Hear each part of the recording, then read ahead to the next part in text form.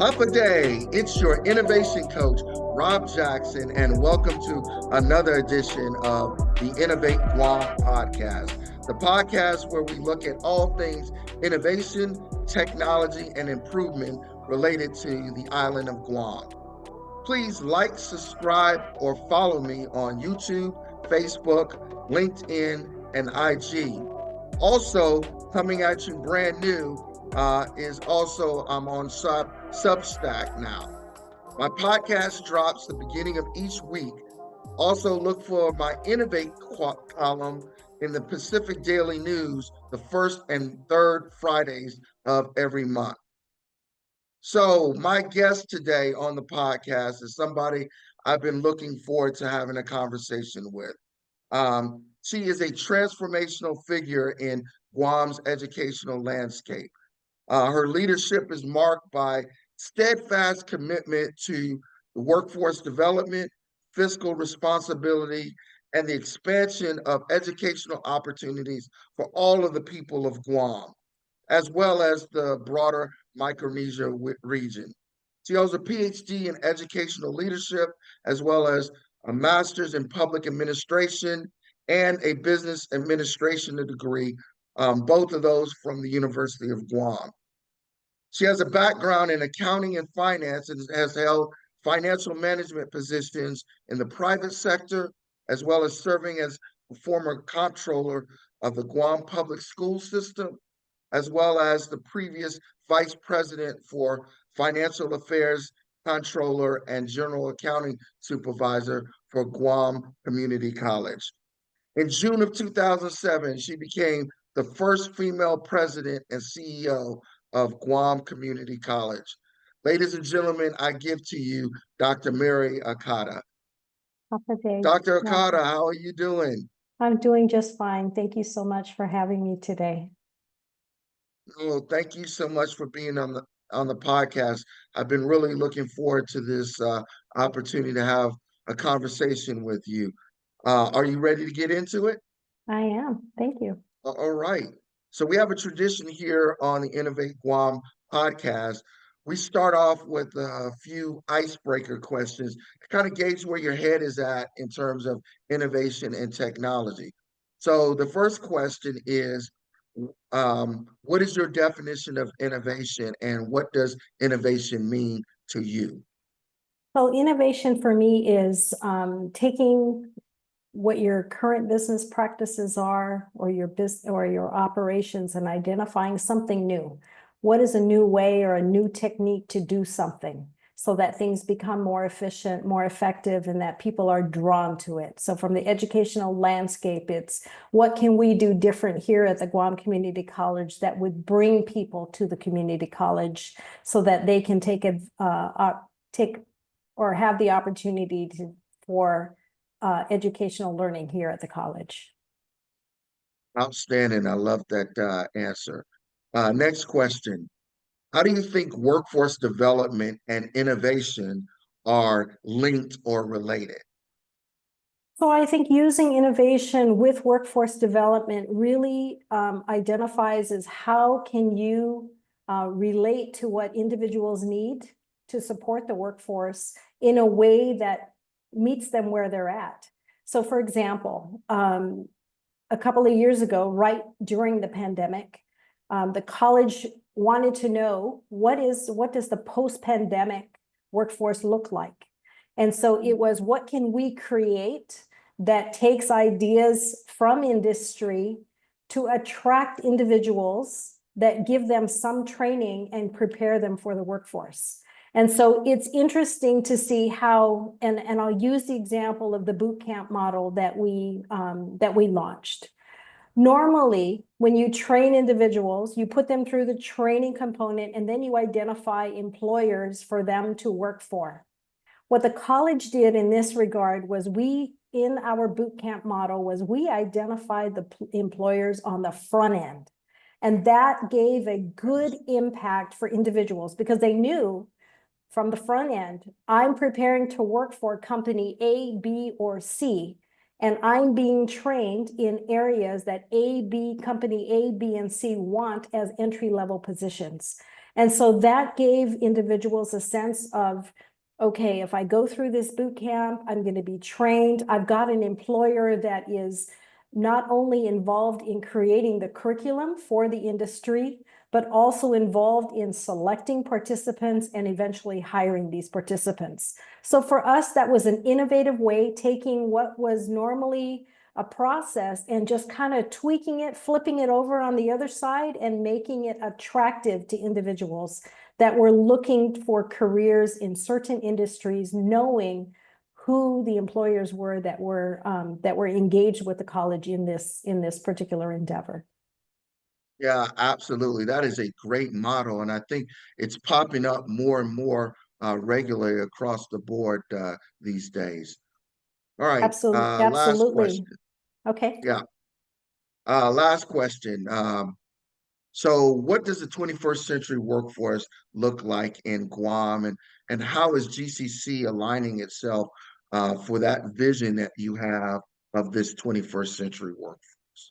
Okay, so there has been a lot of changes right now in higher education. There's been a change on how people look for work and how employers are looking for workers. So what traditionally used to be that, they're taking a look at your credentials in terms of, do you have a degree? Do you have a certificate degree, an associate's degree? And now industry is looking more on credentials. What kind of credentials do you have to bring to the table? And do you have one credential that is in an occupational area that perhaps you can gain multiple stackable credentials in that regard? And so if you identify one particular area, you can enhance your portfolio, if you would, by stacking credentials that provide a broader spectrum for employers to look at. So not saying that higher education is not important, but to get in the door with many companies right now, it's what can you do? What have you been certified to do? But what is your attitude about working? And the work Mm, ethic component has been a resounding conversation with employers. I can hire somebody with all of the credentials, but if they don't show up to work on time with the right attitude, then I've lost them completely. And it right. doesn't fit for me. My business is not going to be successful if I don't have individuals who want to be there. And so the work ethic component has been something employers continuously ask the college when we refer individuals, when we create our boot camps, how do we integrate that into this boot camp model so that individuals know that not just learning the skill, but also having the right attitude, showing up to work on time, being held accountable are also important aspects of being a worker or contributing to the business. Outstanding. So here on the podcast, we talk a lot about this vision of Guam as a potential 21st century tech and innovation hub, that we really have the potential to be that with executing the right kind of plan behind the right kind of leadership, with kind of everybody doing a unified effort on the same sheet of music. I really think in a scenario like that, GCC plays a huge part and is a huge contributor from getting us where we are right now to that future of being this 21st century tech and innovation hub. Can you share with me your personal vision for GCC over the next 5 to 10 years, or maybe even further than that? So I would say that the vision for the community college as it relates to the 5 or 10 years really goes back to how we are currently developing the update to our institutional strategic master plan. So it's not necessarily Mary Okada's vision for the institution. It's the team and the stakeholders that engage with the college that drives the vision for the institution. Because there's certain things that I'd like to see, but when we collectively move the organization together, it has traction, it gets support, It has everybody coming to the table for a common vision. And I think that's more important than what is it that I personally really want to see going forward. I want the college to be successful. There's no doubt about that. And how we do that really is a collective team effort. Right now, the college is doing the updates to its institutional strategic master plan. We've engaged stakeholders. We've identified our SWOT analysis, and we're fine tuning it now. We'll be rolling out the pillars of that institutional strategic master plan in the next academic year. And that allows individuals to see where we currently are and where we plan to go, recognizing that every strategic plan that we have really takes into consideration and has a periodic review. And certain areas of the master plan can be reviewed monthly, semi-annually, or annually, but you always have to keep your eye on what is that master plan saying and how does that build you, or how does it build your organization moving forward. So what I will say that there are lots of pieces contributing right now to the upgrade to the master plan, taking off from where we were on our current master plan, which, and you know, for the community college, there's not going to be a lot of changes. Maybe the words are going to change, and it's going to focus a little bit more on AI and the technology and how to integrate and how to move to a SaaS platform as opposed to managed cloud services. I mean, those are pieces, but the crux of the organization and the foundation of everything we operate on is really how do you maintain student success, and how do you help to build a workforce for the island of Guam through the community college based on students where they're currently at and where they need to go just to help uplift their families. And so, you know, there's a lot of moving pieces associated with this. Like I said, there's a lot of contributors to our master plan. And even though we take, you know, we know that there's transitions in how work is now being done and how do you integrate technologies, and where it used to be traditional hands-on activities, how do you incorporate VR, virtual reality? Mhm. How do you practice welding on virtual reality as opposed to actually doing the welding piece? Maybe you need to master it through VR first, and then and I would say lessen the cost a little bit about all the supplies and materials associated with it once you get to a certain level that you actually do the hands-on with the, you know, the welding, the actual machines and stuff. The other piece that we're looking at is, what does 3D printing look like? And so those are new technologies that are brought into what does additive manufacturing look like?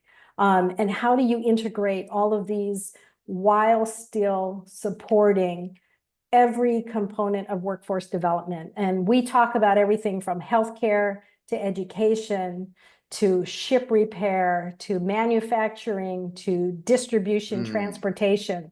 So the college sits on all of those different platforms. And, you know, sometimes I would say there are competing interests, but nonetheless, the college has to take its place in moving workforce development and which leads to economic development for our island. So, you know, there's a lot to talk about what's going to happen in the next 5 to 10 years. Is it more going to be focused on the critical thinking aspect of how business is done? Is there, and that to me, I think is the bigger piece, because you can program a machine to do a certain things, but then the critical components are not things you can, you know, the critical thinking pieces are not necessarily all the stuff that you can program into a machine. There's got to be some human being. Yeah, you've got to have that. You've got to have that human being, that personal touch that really, I mean, it's kind of like, I can possibly, you know, roll out a budget, but how do you defend it? How do you defend it focusing on all the different aspects, which provides the human touch on what lives we're attracting and how people are, you know, when they get their degrees, whether it be an adult high school diploma or a GED or a certificate, and how that really impacts the lives of individuals here on Guam. That's something that is truly a, you know, that's a personal touch. It really is a personal touch. Absolutely. Dr. Okada, I've got to um, uh, share with you and be honest. I'm over here geeking out. hearing you talk about the strategic planning and the SWOT analysis, it makes me geek out as a innovation coach, Lean Six Sigma black belt, and all of that. That the GCC is over there doing the strategic planning and SWOT analysis and all of that great stuff. So I'm over here laughing. That's what's behind that. So when you were doing the strategic planning and the SWOT analysis, what specific skills gap did you all come up with in Guam's workforce and Guam's economy, and kind of what are you doing to try to close that skills gap that you all identified through that process? So there's two things that in the skills gaps. And we have at the community college what we call advisory committees for each of our career and technical education programs. Every program here has an advisory committee. And basically what that does, it takes individuals from industry. So for example, our criminal justice academies and all of that are the curriculum and everything used to develop and build the workforce for law enforcement is contributed by industry. So the fire department contributes, the post commission contributes, GFD, customs, GPD. So they identify what are the KSAs, knowledge, skills, and abilities that are necessary for them to have productive workers. Same thing happens for IT, and we know that IT changes all the time. But when you bring in individuals from the field that says, here's where IT is going, and here's what I need students trained on, just to get entry-level jobs, they're helping us build that curriculum, do that research, and to some extent also helping us by providing adjunct instructors to actually teach the courses. And same thing with healthcare. Same thing with healthcare. So these advisory committees that are actually help review updated curriculum, identify what needs to be archived, what necessarily needs to be added, if there's a new program, for example, in computer science that we need to do, all of those components. Also recognizing that the programs that we build here at the community college, how does that transition if somebody were to pursue a four-year degree with the university? So how do you build that first year college, second year college, and then create the pathway for year 3 and 4 with the University of Guam or other four-year institutions in case individuals want to go those routes. So each respective, I would say that the skills gap really is industry specific and it changes all the time. It's not uncommon for our IT curriculum to be reviewed and updated on an annual basis, or so that's not uncommon for us to do.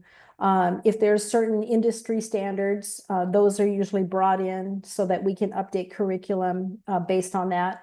If there's a slowdown, for example, in the number of positions we need for a certain program, we would archive those, and then when the need comes back, we would take them, dust them off the shelf, and then update the curriculum and bring them back. Because if you don't have students in a certain program, then, that's one indication that industry is looking for something different. And then you need to explore what is it that what are they transitioning to, which doesn't require this particular curriculum that we have. And so in our process, and we do program review all the time for all of our programs, cosmetology, marketing, we do program review to make sure that the currency of the content that we're offering is relevant. And so that's an important process for the community college on a regular basis.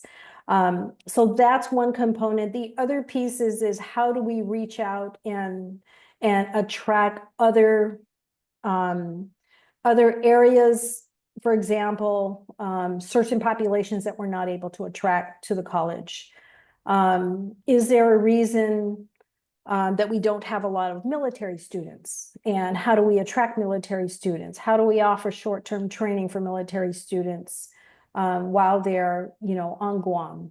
Right now we've got this big, construction phase here with the military buildup.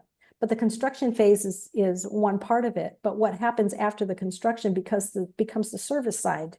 And so how do we now identify and project with industry what are those positions that are going to be needed and when? And how do we prepare them? Because if it's already here and we don't have the workers here on Guam, then we got to bring them in from someplace. And so if we know, for example, and I'll give this as an example, ship repair, I mean, it's kind of a catch-22. They don't bring ships here to be repaired because we don't have the workforce, but the workforce doesn't exist because we don't have ships to, so it's a catch-22. So there's a happy medium there where we're continuing to provide workers for the ship repair industry so that they can build their capacity so that more ships can come. And so it's, there's ebbs and flows in some industries. We have seen a lot of transition from those that were in the hospitality industry, for example. That doesn't mean that we're not going to be offering hospitality courses for students, because eventually people are going to migrate back to the hospitality industry once it starts to pick up. But it also identifies those that were in hospitality industry as identifying perhaps another trade that they can use to balance, because we know that some of them have multiple jobs. And so maybe your one primary job is this, but your alternate job would be something else. So you have a skill in something else. And that allows you to sustain over a period of time.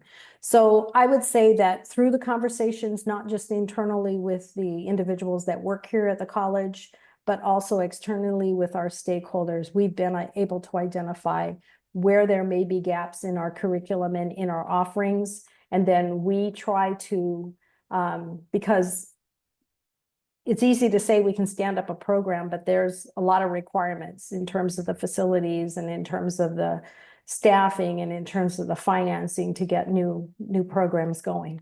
So that's a balance that we have to take into consideration. Yeah, correct. So with those external stakeholders you were talking about who kind of help identify the KSAs as well as the gap in skills, I'm curious what external stakeholders are you using for kind of your IT and data-centric kind of programs? So we are engaged with telecom here on Guam. So many of the telecom companies participate in our apprenticeship program. And it's anything from, even customer service representatives for their organizations. But there used to be, and I wouldn't say a competition, but it used to be which IT or which telecom company had the most apprentices.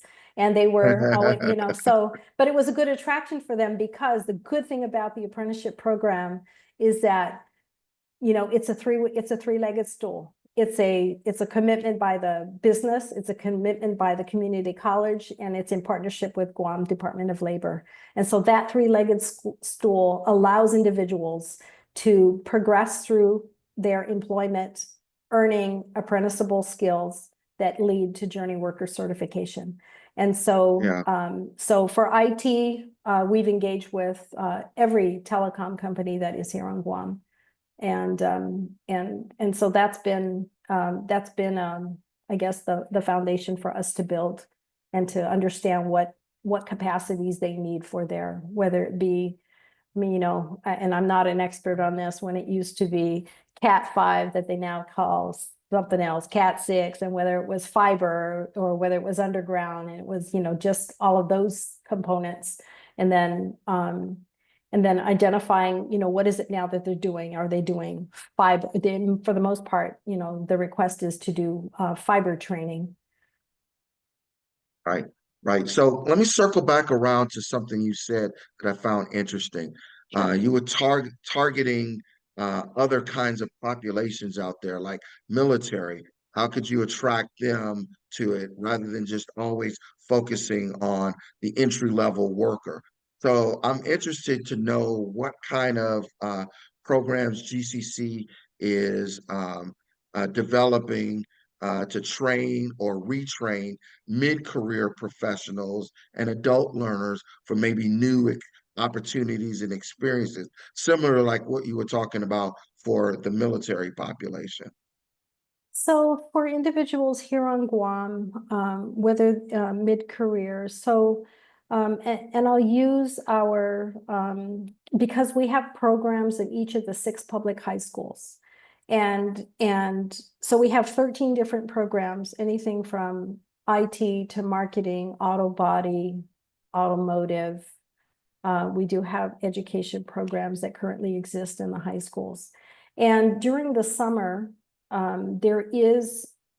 we always have summer school, but I want to start with high school. And the reason why I say high school is because what we offer in the high school is an opportunity for students to earn dual credit and dual credit for post-secondary. And during the summer, we open up career and technical education courses, and it's not everything, but we identify programs where there's interest from faculty to engage, but we also open it up for non-public schools to participate. For example, like the private schools, and we did get some interest from military students to take career and technical education classes that are college classes while they are still in high school.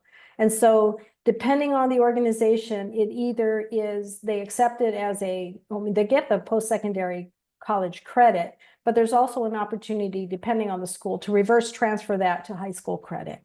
And so that's one component. For individuals that are in mid-careers, I will tell you that most of the individuals that are enrolled here at the community college are already working. Most of them are working already. So that's our large population. We do see students come directly out of high school, but for the most part, students that come to the Guam Community College, they're of actually 4 different areas. They're either part of our high school program, they're part of our adult education or GED program, they're currently taking classes as an apprentice, or they're working individuals that are taking additional courses so that they can advance in the workplace. And they That's take interesting those. that you said that it was a large component, because when I think about community college, I immediately think about preparing the entry level worker. And is this unusual that Guam has such a large, or is that just kind of a microcosm of a larger trend that's going on in society? So right now, the larger trend right now is that every individual needs to have post-secondary credentials of some sort, but not necessarily even a 2-year degree or a 4-year degree, but they need to have the requisite skills.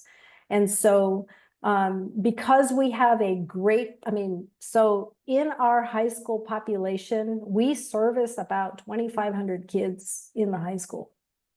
And we have about 50 faculty that work in the high school. And the rest of our so out of a total of about 110 faculty, 50 of them are working in the high school, and the remaining 60 are working full-time here at the college, post-secondary. But then we also bring in a lot of adjuncts that teach and help complement the additional courses that we have. But we have a great number of people that are in the workforce taking apprenticeship courses. And so these are not necessarily individuals straight out of high school. We've seen through our boot camps a wide range of individuals that have been working in industry for a long time, but want to learn something different. So when we rolled out the ship repair, that very first ship repair boot camp we did, we had a range from high school students to mid-career, mid-level, middle age, what's middle age nowadays, 60. So we had a lot of individuals that wanted to do and learn something different. If you talk about automotive is not just individuals coming directly from high school. These are people that are working in industry that want to come back and become that master service technician. These are individuals that want to upgrade their skills in the current occupation, because you can't stay at the entry level for a long time. You need to get additional certifications or additional courses in order to move up the ranks in many of the industries on Guam. So the community college offers that platform because it's hands-on. We used to be the vocational high school on Guam before it became the community college. And so just as an example. Wow, that's interesting background. Yeah, so we used to be the vocational technical high school. When it transitioned, and at that time, we had about 800 individuals that were that were here. That was our enrollment. And now that we've branched out into the 6 public high schools, as I mentioned earlier, we service about 2,500 students. So we've really expanded the opportunities. Now, a lot of folks think to some extent that the college maybe or should go back to vocational education, but we're still doing it. And so, and we're doing it reaching more people. And so I think that's where if there's a need, we don't necessarily have to set up a whole program. We could, like I said, we can introduce it, because let me just give you an example. If we wanted to provide, let's say, we don't do it, but if we wanted to provide individuals to work in dentistry, for example, at some point you saturate the market and then you can't find jobs. But if we did it in a sense where you provided enough so that but you don't do it all the time, that you're able to provide it when there is a need, step it down for a while and then bring it back. That's also important. So the community college is very flexible in terms of that type of being able to stand up short-term programs versus longer-term programs just to fill the need in the workforce. So interesting, that background in history that you were talking about, going from kind of the vocational high school to the community college. What year did that transition happen in? Gosh, I want to say the transition happened right around 98, 97, 98. Oh, wow. That's not as far back as I would have thought it might have happened at, but Yeah, interesting. Late because 90s. yeah, that's when we transitioned into the community college. Our enabling legislation actually dates back to 1977. So we're almost 50 years old, but the transition to a community college came not too long after I started working here. And I came here in 1992. Hmm, outstanding. All right, so you talked a little bit about probably the buzz topic du jour, AI. So can you talk about what things GCC is doing to integrate like digital literacy, cybersecurity, AI, and data science into your curriculum and program offering? So we don't have right now very specific courses on AI. We do have faculty that have integrated AI into their different courses, and they're teaching students how to use AI responsibly, if you would. We do know that AI offers a great opportunity to get information quickly. And I'll say that back in just this, maybe it was around March, we actually had a college assembly. We have an assembly every semester, and we actually had a presentation on AI. And I'll tell you, it was amazing how AI can quickly identify information that is available on your website quickly without having to search for everything.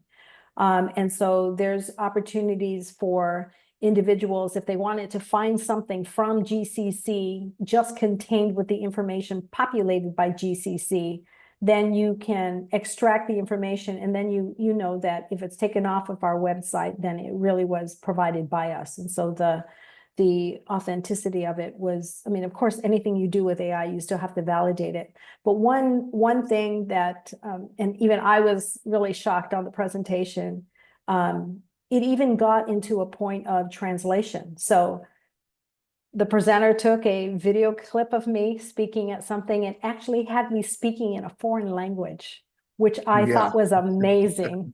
And yes.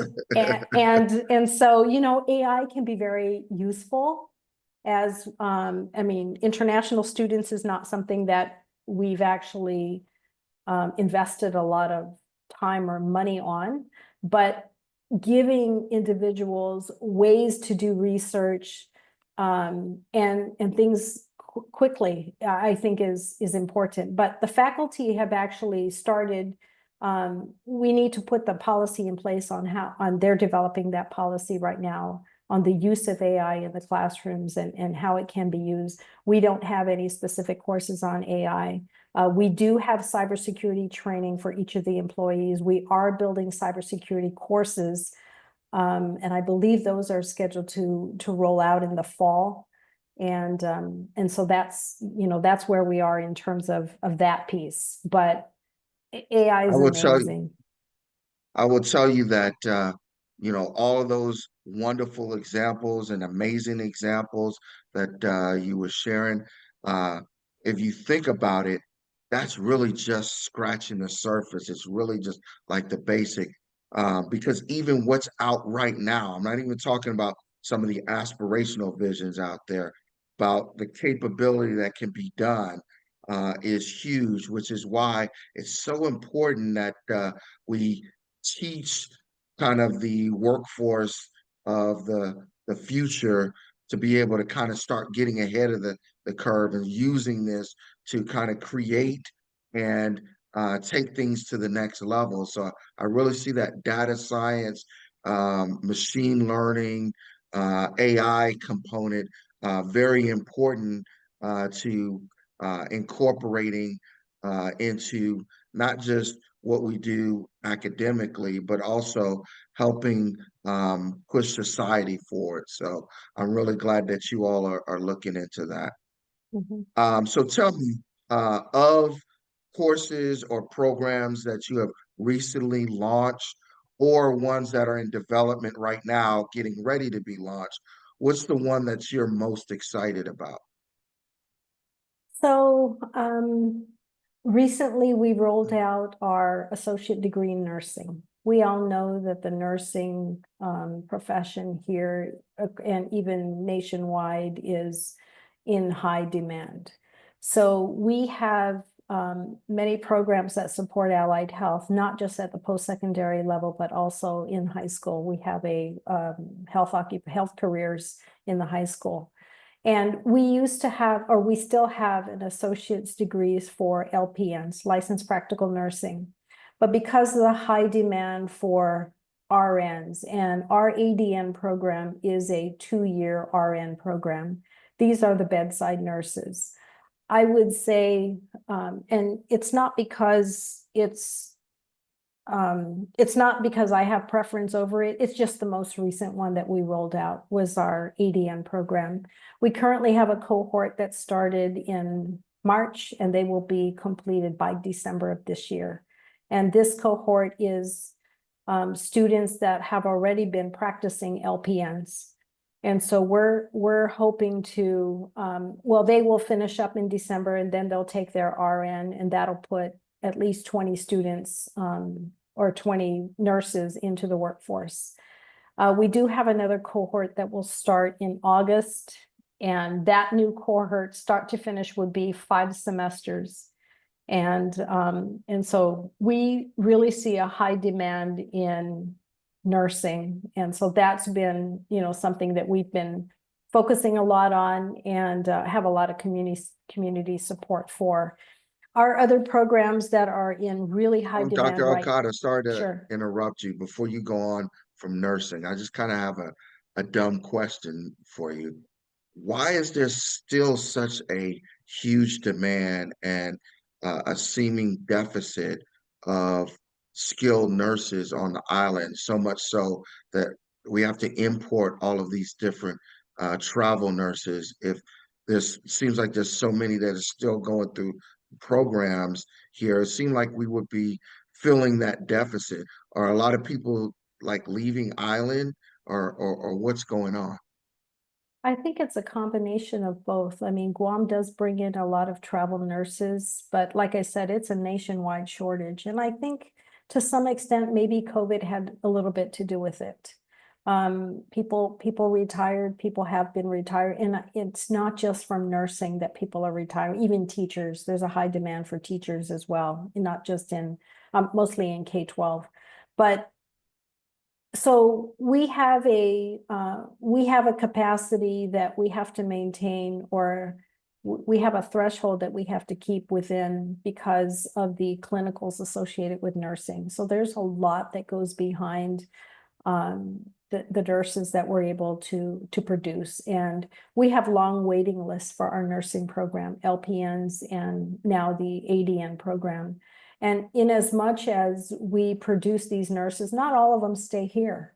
So some of our nurses the individuals that become nurses on Guam actually become travel nurses because they make more money. So not saying that we shouldn't be exporting nurses because we have a high demand here, but sometimes it's an opportunity for those nurses to go travel, right? So they get to visit Right. different places. And so the nurses that we Never do considered that we were exporting nurses. well, I mean, So, there are local yeah, travel nurses and yeah, individuals that are from Guam that even take nursing school off island. Come, they complete their nursing degrees and they're travel nurses. So not everybody's returning home, but the ones that do work really hard. I mean, if you think about the schedules that these nurses have, there really is a demand here on Guam, yes, not just at GMH, but also at GRMC. And yeah, so we're doing what we can to produce, but like I said, there are some local travel nurses and, it's a highly sought for. And, if we're paying that much for a travel nurse, I guess the question becomes, why shouldn't we be paying our nurses the travel nurse salary? But, that's just a question. yeah. That comes up a lot in discussion. Yeah. Yeah. So, moving on to another topic, actually, something that's near and dear to my heart, which is GAMMA, the Guam Additive Materials and Manufacturing Accelerator. So I know Astro is working with Government of Guam and U.S. Navy on an additive manufacturing 3D printing initiative here in Guam. The goal being able to print submarine parts out here on the far end um, of the spear, if you will, in the Indo-PACOM theater, but also use it as an opportunity to kind of develop Guam's workforce and boost our technology, if you will. So my understanding is that Astro's coming in. They have a workforce development portion that they're working with the University of Guam on a mechanical engineering degree. But I also understand that there's a component that's going into GCC for the trades. Can you talk to that any? Yeah, so when we engaged with Astro regarding this, we basically gave them what the different platforms that the community college can participate. So if there is a need to recruit students starting from the high school, then that would be a program that we could possibly introduce in the high school that can prepare them for completing a two-year degree here at the community college and then go onward. And so we've mapped out our curriculum with the Colorado School of Mines and how our curriculum and it was a crosswalk, what courses meet the requirements that they have for their schools. During this past summer, there was a group of 5 students, I believe, that went to the ATDM. I don't even know what it stands for in Very Virginia. advanced. Yeah, Yeah, it's in Virginia, Norfolk. and it was kind of like a boot camp for Yes. additive manufacturing and 3D printing. Yes, I forgot what it stands for, but yes. Yeah, and so several of those students were GCC students, either recent high school graduates or students that were Ah, already enrolled in the community college. And so we recognize that there is a space for us in additive manufacturing. We are currently in conversation with Astro about setting up a makerspace under the community college so that individuals that have received the training can actually practice on the machines and take that. So we're working through those details now. But basically, our role would be to identify how we can stand something up in the high schools, whether it be in the regular academic or use it as a summer camp or a winter camp to get students introduced, or if it's even reasonable for students to begin mechanical engineering here, because there are some courses that are offered. We do have some students that were interested in mechanical engineering, and they basically went through our automotive program. I mean, that was their pathway, initial pathway into mechanical engineering. And Interesting. so, yeah, so we had a few folks that went through and went through automotive, and then of course joined the Air Force, and so they'll pick up the additional courses through the military. So, you know, just identifying what it is what their needs are and what the skill sets are required allows the college to, like I said, either introduce it at the post-secondary level or even begin or start it at the high school level. Now, we do recognize that it may require us trying to identify these students much earlier, like in the middle school, but we're not there yet. We don't have the college doesn't have a footprint in the middle school. And so these are opportunities that but we have been engaged with Astro. And like I said, the most recent one is identifying whether the college is able to support the makerspace that is needed with for like the lab. That's exciting. That's really exciting stuff. So, kind of with the Department of Defense related things like a Gamma, I wanted to circle back to a point that you made about the ship repair capability and capacity. Like you said, it's kind of a dilemma. It's like a chicken or egg kind of quandary. And I wanted to share with you some information. So I wrote an article that was published in the PDN last Friday, and it kind of offered a vision of a Guam Aerospace and Defense Alliance. And it kind of laid out a model that was used in South Australia to drive workforce development and economic development around being a defense hub for Australia. And right now, the DoD just released, well, it's not just, it was, I think, the middle or end of last year, um, some policy guidance called the Regional Sustainment Framework. And basically, in the Regional Sustainment Framework, what they're doing is rethinking the long supply chain lines, particularly for retrograde and maintenance support that they've depended on for years to execute their strategy. And this is really Indo-PACOM driven, but they're applying this globally. Instead, what they want to start doing is pushing capability forward and building relationships with perhaps foreign industry, foreign governments, local governments, etc., in order to achieve the ends of maintenance, repair, overhaul, and sustainment support. So what I think is happening is a demand signal, if you will, for more repair and sustainment capability out in the theater.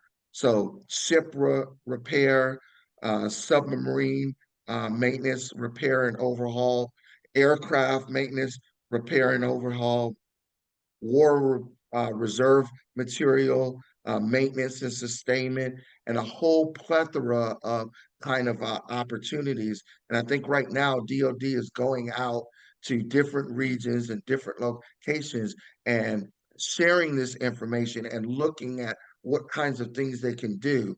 I think there's going to be an opportunity for public-private partnerships with industry, government, and local government to maybe bring about some of these capabilities. And I think that would be right for here in Guam to kind of build it around ship maintenance, repair, and overhaul, submarine, aircraft, heavy equipment, cybersecurity even, and we already have Gamma with 3D printing. So a lot of different capabilities are thrown in the mix. So I want to share something about, I want to say almost 2 years ago, the college applied for its first economic development grant. And we did identify ship repair as the main industry for the institution when we applied for the EDA grant, primarily because at the time we had launched our very first ship repair, and we had seen the demand from the ship repair industry for more and more workers. So we obtained a grant. The college purchased a building, and that building is currently under renovation, should be done in a couple months, focusing on ship repair. And Where's that building so located? it's in Barragata near Happy Mart, the old Trades Academy. So we Ah, purchased yeah, that. yeah. Yeah, so we purchased that and it's currently under renovation. But that is our workforce development center. And when we applied for the grant, it really was focusing on ship repair because we knew that there was a high demand for capability, and we saw that with the number of requests for ship repair boot camps. In addition to that, and so that, like I said, that building will be done in a couple of months. And in addition to that, the rock band Metallica. Yes. So Metallica has a scholarship foundation that we learned about a couple of years ago. And we wrote a grant to Metallica requesting for money to support our boot camps. And we were awarded $75,000, and we were all excited about that.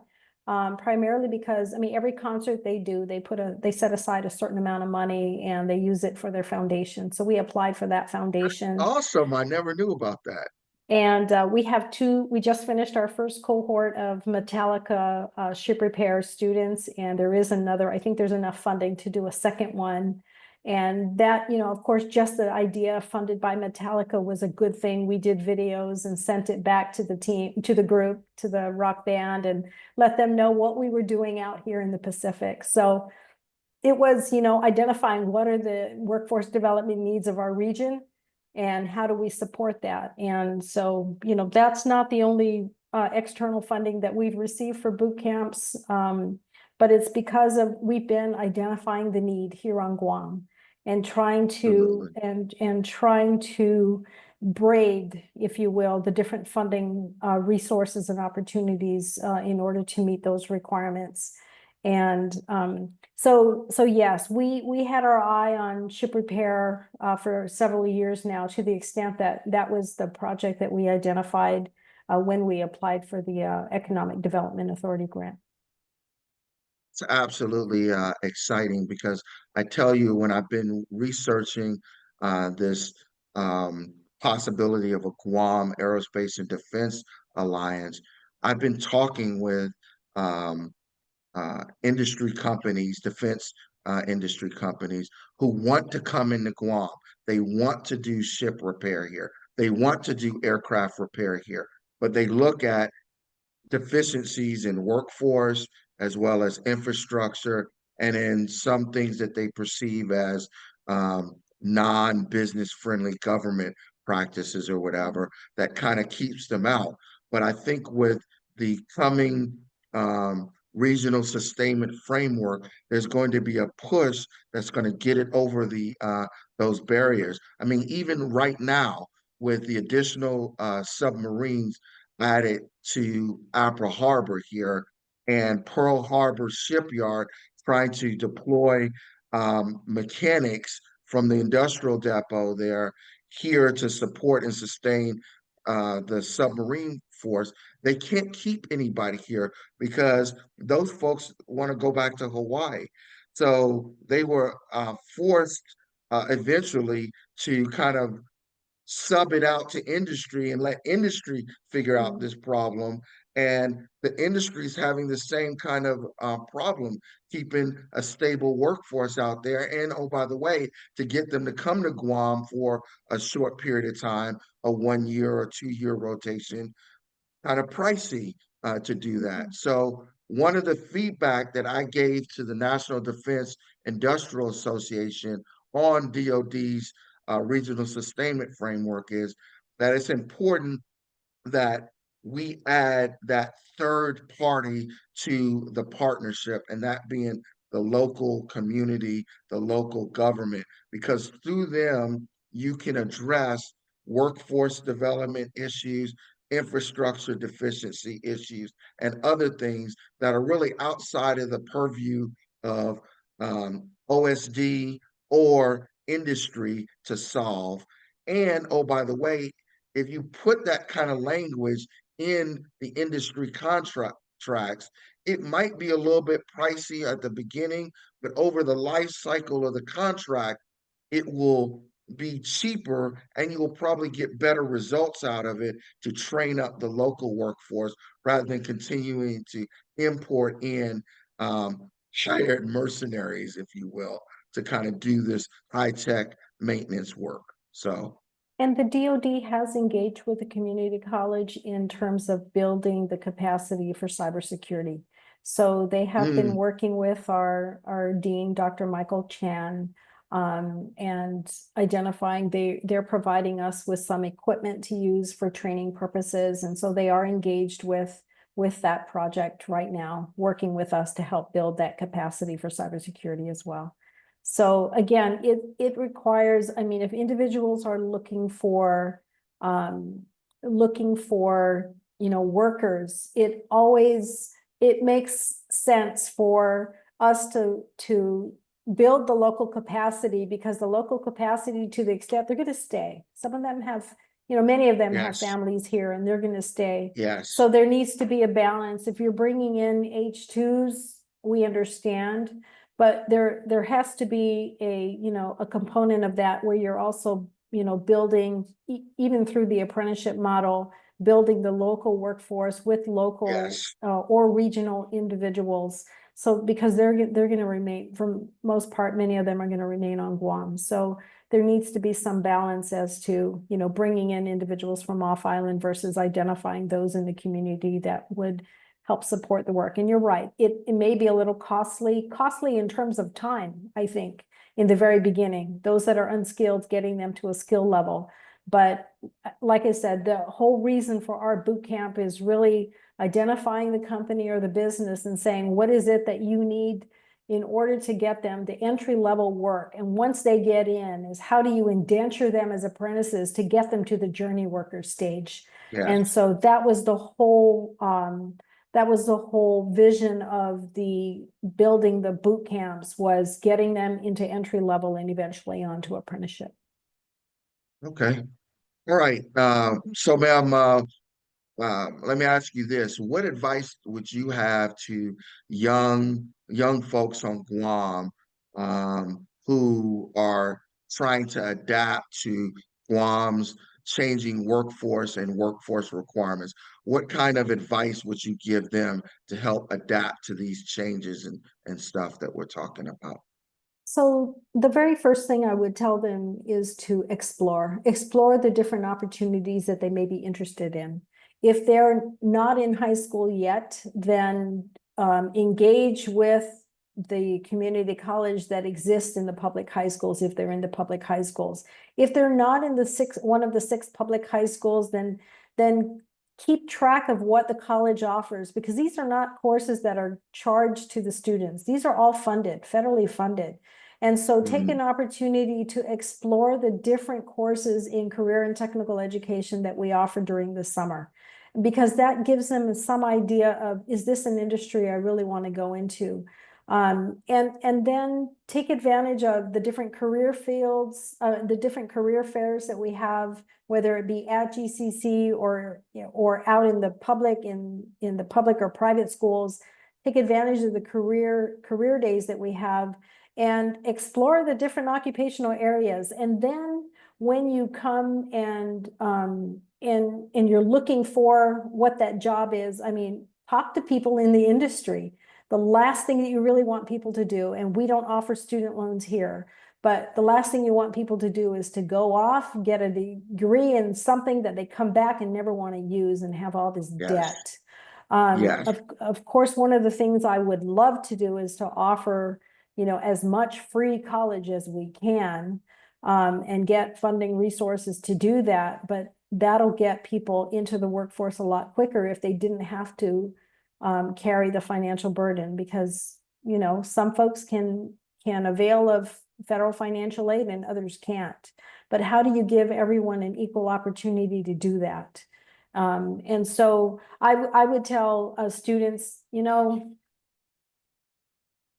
yes, social media is great, but not everything you see in social media is what the real world of work looks like. So, talk to those that are in the industry that have been here for a long time and go see what it is to be, take a look at what it means to be a truck driver or a ship repairer, somebody in welding or automotive. I mean, these are areas that students, young students can explore while they're still young. And then when you get into the workforce, really put your whole heart and soul into it and be accountable, be there, have the work ethic that employers not only want to keep you, but want to grow with you into whatever the end up occupation is that you want. But I would just say, explore the opportunities and take advantage of what surrounds you right now, because there are a lot of opportunities here on Guam. There's a lot of work out there. Outstanding, outstanding. So last question. So this is for you. What should the people of Guam know about the role GCC plays in shaping the island's future, and what do you want most for them to take away and understand about GCC's role in workforce development? I go back to the mission of the Guam Community College. The Guam Community College is the leader in career and technical workforce development, providing the highest quality student-centered education, job training for Micronesia. Just thinking about the mission that we have, in identifying what it is that industry is looking for, reach out to the community college, not just in terms of, courses that employees can avail of, but even identifying individuals that may be already here at the community college that you're looking to employ. So we're a partner in this, whether it be apprenticeship, whether it be offering short-term courses. We are a partner in building the economic development here on Guam, and that requires us to have a workforce that can be sustained here. So look to us as a partner, and we'll figure out ways to marry up what resources we do have with what needs you have, so that we're both successful. Absolutely, absolutely. So for everybody out there, go out there and check out GCC and support GCC. Ma'am, thank you so much for the opportunity to come and have this conversation. Your insights were absolutely awesome. I thought it was a great conversation today. We really appreciate you being a guest on the Innovate Guam podcast. For my audience, I hope you learned something today. Watch for my podcast dropping weekly at the beginning of each week. Follow me on social media platforms. And don't forget to like, subscribe to all of my content. It really helps with the algorithm. It helps get my content out in front of other people and really advances the kind of topics that we're talking about. It was really a pleasure talking with today's guest. And please don't forget to read my Innovate column on the GuamPDN.com the first and third Fridays of each month. See you next time. And remember, no matter whether you're at work, home, or at play, always innovate. Thank you so much. Yes, Masi. Thank you very much.